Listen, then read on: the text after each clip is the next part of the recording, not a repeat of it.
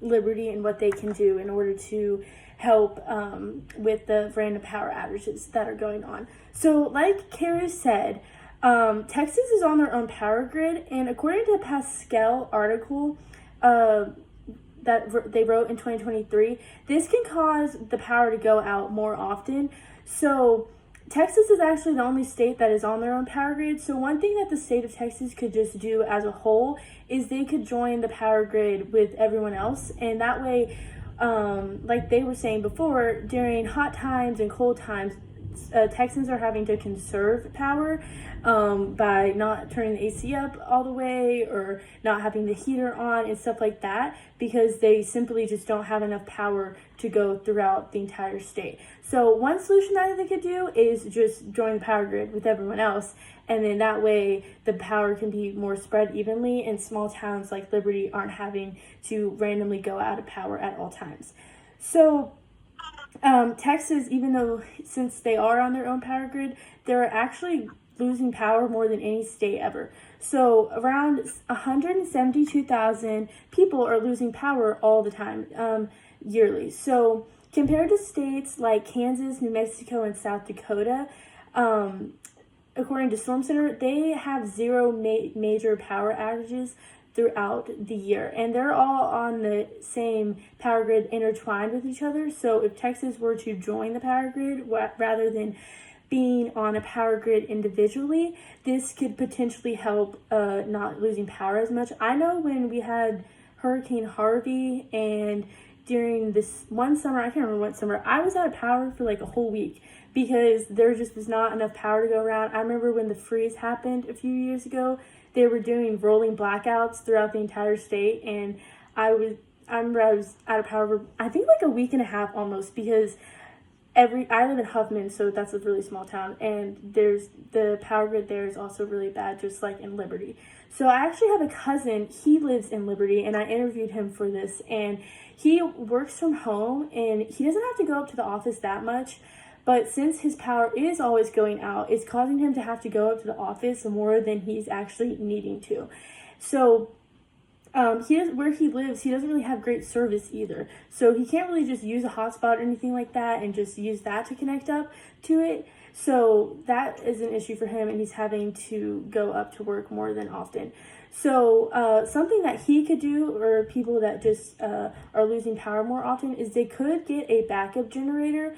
I know I have a backup generator that could help with, they would technically still be losing power, but it could help with the food issue that Monica was talking about, and people could hook up their fridge to the generator so they're not having to lose hundreds of dollars worth of food. But unless they were to get a whole house generator, which those are thousands and thousands of dollars, then they would only be able to plug a few things into the generator for it to actually be worthwhile. So that's one solution that they could do. Another thing that they could also do is get solar panels. I've read some stuff on this. I've seen some people say that solar panels are worth it. I've seen some people say that it's not. But if their power were to go out, they would at least have solar panels, and that could be something that could work for them. So we're going to look at this quick 30-second video before I get into my next solution. Protect your business today. Call 281-812-8400 now. Can y'all hear it? Protect your business today. Call 281-812-8400 now. Hi, we're Aceable, the online driver's ed course that makes mastering the road surprisingly enjoyable. Can y'all hear the video? No? Do you know how I share the audio of a video? It should function the same as if it were in the PowerPoint. I'm not sure why it's not sharing the audio, but it should, in theory. Y'all can still see my screen, right? Yes, but the video is not buffering, from my perspective at least. Oh, like you can't even see the video? It is like a still image. Oh. It's paused. Oh yeah, it's paused right now. Oh, okay. Can you hear it now? Triple-digit temperatures statewide. Texans were asked to conserve... No? Okay. Do you want me to play the video even though you can't hear it? Or do you want Just explain it? Okay, I'll explain it.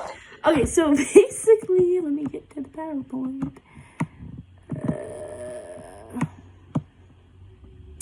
Okay, so basically what the video is talking about, in the video they're talking about this expert, he's talking about how everyone in Texas is having to conserve power in order to keep up with the, to keep up with all the energy. So that's an issue, but even though this is a solution, it's also an issue.